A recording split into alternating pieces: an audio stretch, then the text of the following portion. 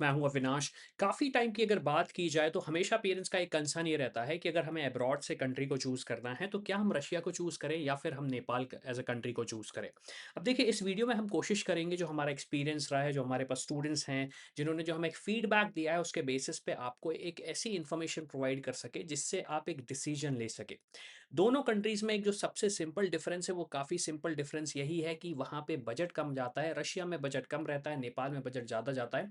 लेकिन फिर भी एक सवाल यही रहता है कि हम क्या रशिया को चूज़ करें या फिर नेपाल को चूज़ करें? तो चलिए इस वीडियो में हम जानते हैं दोनों कंट्रीज़ के क्या डिफरेंसेस हैं और क्या फ़र्क आपको देखने मिलेगा अगर आप वहाँ पे पढ़ाई करने जाएँगे तो। अब देखिए सबसे पहला तो एक कंडीशन यही आती है, मतलब मेरी जब पेरेंट्स से बात होता है, डिस्कशन होता है तो हमेशा यही कंसर्न आता है कि वेदर का क्या सिचुएशन रहेगा।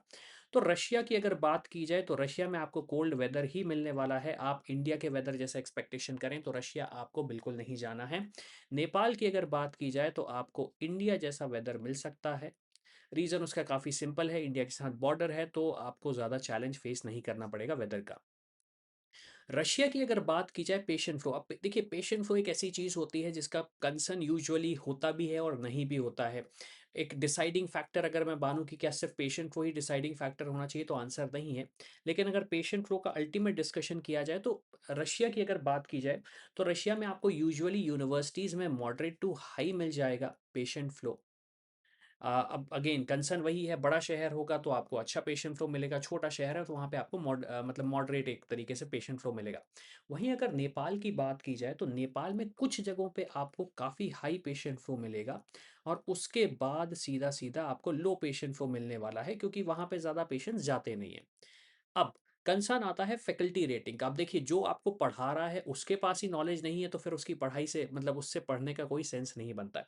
तो फैकल्टी रेटिंग की अगर मैं बात करूँगा तो मैं रशिया में फैकल्टी रेटिंग आपको 5 आउट ऑफ 5 दूँगा। रीज़न उसका ये है कि जो फैकल्टीज़ हैं वो काफ़ी ज़्यादा एक्सपीरियंस्ड होते हैं, उनके पास अच्छा एक्सपीरियंस होता है, अच्छा नॉलेज होता है और मैक्सिमम फैकल्टीज़ की बात की जाए तो वो गवर्नमेंट फैकल्टीज़ होते हैं, तो आप समझ सकते हैं कि ज़्यादा चैलेंजेस आपको वहाँ पे फेस नहीं करने मिलेंगे।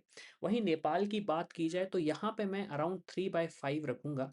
फैकल्टीज़ मेंबर ऐसा नहीं बोलूँगा कि नेपाल में बिल्कुल नहीं होते, लेकिन एक एवरेज अगर फैकल्टीज़ की बात की जाए तो वहाँ पे एक्सपीरियंस थोड़ा-सा लैक हमने देखा है नेपाल में फैकल्टीज़ का। इंफ्रास्ट्रक्चर की अगर बात की जाए तो no doubt Russia is much better, 5 out of 5 मैं रशिया को दूँगा।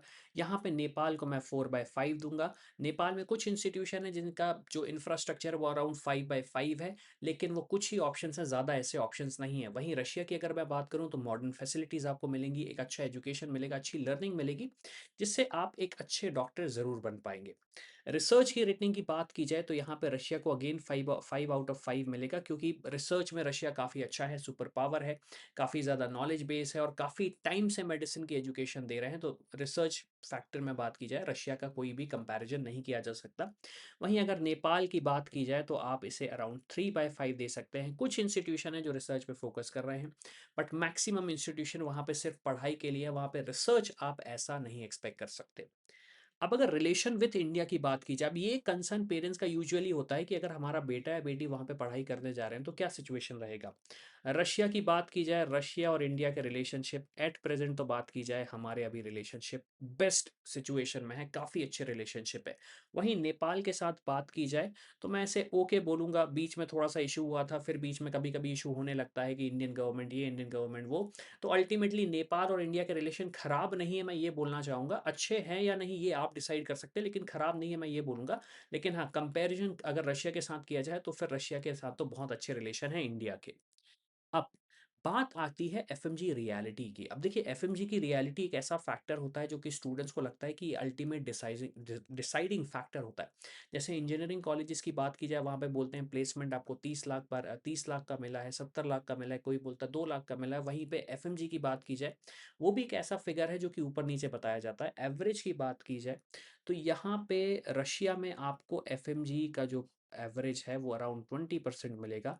नेपाल की मैं बात करूँ अराउंड 40% मिलेगा। अब यहाँ पे एक चीज़ आपको ये भी समझनी पड़ेगी, number of students in Russia काफ़ी ज़्यादा है। मतलब नंबर ऑफ स्टूडेंट्स की जो बात की जाए, रशिया में काफ़ी ज़्यादा स्टूडेंट्स जाते हैं, वहीं नेपाल में लिमिटेड सीट्स होती हैं, तो नंबर ऑफ स्टूडेंट्स जो अपीयर हो रहे हैं उस पर्टिकुलर यूनिवर्सिटी के लिए या एग्ज़ामिनेशन के लिए वो भी कम होते हैं। अब फ़ीस की रियलिटी की बात की जाए तो रशिया में आप अपना एजुकेशन लगभग-लगभग 25 से लेके 30 लैक्स में लेकर चल सकते हैं। 25 से लेके लगभग 30 लैक्स में लेके चल सकते हैं। ये एक मॉडरेट फिगर है, इससे ऊपर भी जाता है, नीचे कुछ ही जगहों पे होता है, लेकिन मैं नहीं मानता कि इससे कम बजट आपका हो सकता है एमबीबीएस अब्रॉड के लिए।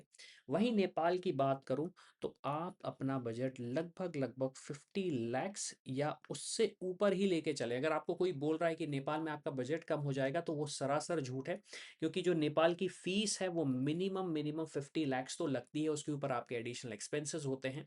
तो ये चैलेंज तो आपको फेस करना ही पड़ेगा नेपाल जैसी कंट्री में। अब बात आती है फूड इश्यूज़ की, तो देखिए आप एक सिंपल सा लॉजिक समझना पड़ेगा। रशिया में जो फूड है वो नॉन-वेज प्लस वेज होता है, तो आपको एक बैलेंस बना के रखना पड़ेगा। फूड इश्यूज़ में आपको इंडियन फूड मेस में मिल जाएगा, बट लोकल जगहों पे जाओगे तो लोकल रेस्टोरेंट आपको मिलेंगे। इंडियन रेस्टोरेंट मिल जाता है तो अच्छी बात है। अदरवाइज़ फूड का एक चैलेंज आपको फेस करना पड़ सकता है ओवरऑल। वहीं नेपाल की बात करें तो नो एज़ सच चैलेंज आपको फेस करना पड़ेगा, क्योंकि कंट्री का कल्चर ऑलमोस्ट इंडिया जैसा कल्चर ही है, तो ज़्यादा फूड का चैलेंज मेरे हिसाब से तो नहीं होना चाहिए। अब डिस्टेंस की अगर बात की जाए तो रशिया में यूनिवर्सिटीज़ फ़ार लोकेशन पे हैं, कंट्री भी फ़ार लोकेशन पे है, इसकी वजह से ही आपका जो फ्लाइट का कॉस्ट है वो रशिया में यूजुअली ज़्यादा हो जाता है। वहीं नेपाल की बात करें तो नियर है, और एक्चुअली बात की जाए तो हमारी बॉर्डर से ही कनेक्टेड है, तो ज़्यादा आपको डिस्टेंस नहीं लेना पड़ेगा। अगर आप एक बेस लोकेशन दिल्ली माने, तो दिल्ली से रशिया की location bye without any doubt हमेशा ज़्यादा ही होगी, वहीं नेपाल की कम होगी। अब वीज़ा की अगर बात की जाए तो देखिए, वीज़ा में आपको यहाँ पे स्टूडेंट वीज़ा चाहिए पड़ेगा, और विज़िटर वीज़ा में आपको विज़िटर वीज़ा चाहिए पड़ेगा। लेकिन चैलेंज यही आता है स्टूडेंट्स और पेरेंट्स को कि अगर हमें अल्टीमेटली अगर अपने बेटे या बेटी से मिलने जाना है तो आपको वीज़ा करवाना पड़ता है। वहीं अगर नेपाल की मैं बात करूँ तो इंडियन स्टूडेंट्स को नो वीज़ा रिक्वायरमेंट रहता है, और इंडियन नेशनल्स को भी वीज़ा रिक्वायरमेंट नहीं होता। जैसे ही आप किसी दूसरे स्टेट में जाते हैं, वैसे ही आप नेपाल में जा सकते हैं। अब ट्रैवल की बात की जाए तो रशिया में विदाउट फ्लाइट आप नहीं जा सकते हैं। फ्लाइट से ही जाना पड़ेगा आपको। नेपाल की बात की जाए तो फ्लाइट हो गया, रोड हो गया, ये दोनों मीडियम आपके पास अवेलेबल हैं। तो होपफुली आपको बहुत कुछ चीज़ें क्लियर हुई हों रशिया और नेपाल के बीच में। देखिए, नेपाल का जो डिसीज़न होता है पेरेंट्स का यूजुअली इसलिए होता है क्योंकि पास में कंट्री है, वीज़ा का कोई इश्यू नहीं पड़ता है, और हम आप मतलब जल्दी पहुँच सकते हैं स्टूडेंट्स तक। हम अपने बेटे या बेटी तक पहुँच सकते हैं जल्दी। वहीं रशिया की अगर बात की जाए तो इंफ्रास्ट्रक्चर आपको काफ़ी अच्छा मिल जाएगा, लर्निंग का आपको काफ़ी अच्छी मिल जाएगी। और रशिया एक ऐसी कंट्री है जहाँ पे बहुत टाइम से इंडियन स्टूडेंट्स जा रहे हैं अपना एजुकेशन लेने। अब इस वीडियो के बाद अगर आपके पास कंसर्न है कि अगर मुझे रशिया में जाना है तो रशिया में कौन से ऑप्शंस मुझे चूज़ करने चाहिए, अगर मुझे नेपाल जाना है तो मुझे नेपाल में कौन से ऑप्शन चूज़ करने चाहिए, और उसमें अगर आपको लगता है कि स्टूडेंट खबरी आपको हेल्प कर सकता है, क्योंकि देखिए हमारा जो काम है वो सिर्फ आपको कॉलेज का गाइडेंस प्रोवाइड नहीं करना, आपको end to end admission support भी प्रोवाइड करना है। तो इसके लिए आप हमारी टीम को रीच आउट कर सकते हैं, और नंबर व्हाट्सएप पे दिया गया है। और अगर आप एमपी रीजन से बिलॉन्ग करते हैं तो आप हमारे ऑफिस भी विजिट कर सकते हैं।